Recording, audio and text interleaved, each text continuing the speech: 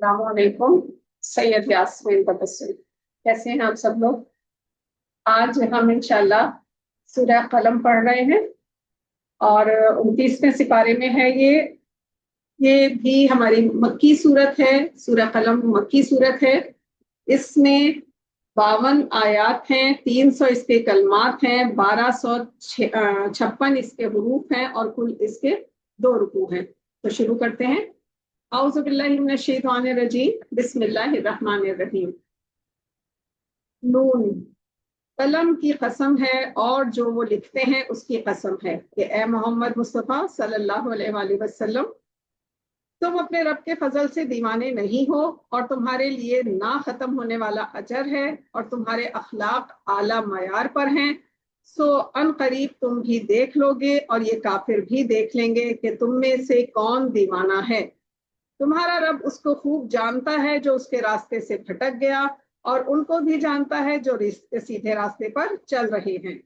तो तुम झुटलाने वालों का कहा ना मानना, वो चाहते हैं कि तुम नरमी इख्तियार करो तो ये भी नर्म हो जाए, और किसी ऐसे आदमी के कहे में ना आ जाना जो बहुत कस्में खाने वाला जलील है, ताना देने वाला है, चुगलियां करने वाला है, माल में बुखल करने वाला, हद से आगे बढ़ जाने वाला, बदकार, सख्त हूँ और उसके अलावा बदजात है, इसलिए कि माल और औलाद रखता है। जब इस पर हमारी आयत पढ़ी जाएं तो वो कहेगा कि ये अगले लोगों के फसाने हैं। हम अनकरीब उसकी नाक पर दाग लगा देंगे। और हमने उन लोगों की आजमाइश की थी जब उन्होंने कसम खाई कि हम सुबह होते ही इस बाग के फल तोड़ लेंगे, और इंशाअल्लाह ना कहा।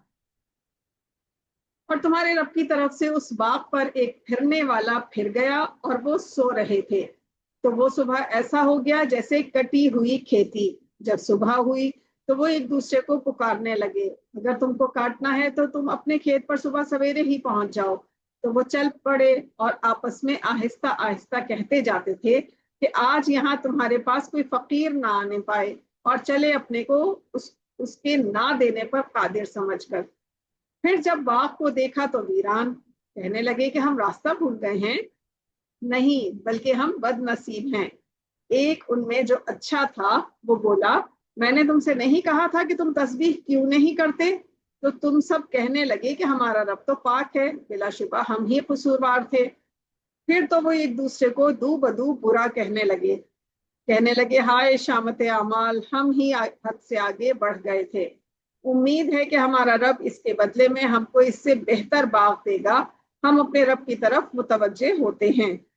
देखो, अजाब यूं होता है और आखिरत तो उससे कहीं ज्यादा, आखिरत का तो उस अजाब उससे कहीं ज्यादा सख्त होता है। काश ये जानते होते। बेशक परहेजगारों के लिए उनके रब के यहाँ नेमत के बागात हैं। क्या हम फरमा बरदारों को नाफरमानों की तरह नेमतों से महरूम कर देंगे? तुमको क्या हो गया है? तुम कैसा फैसला करते हो? क्या तुम्हारे पास कोई किताब है जिसमें पढ़ते हो?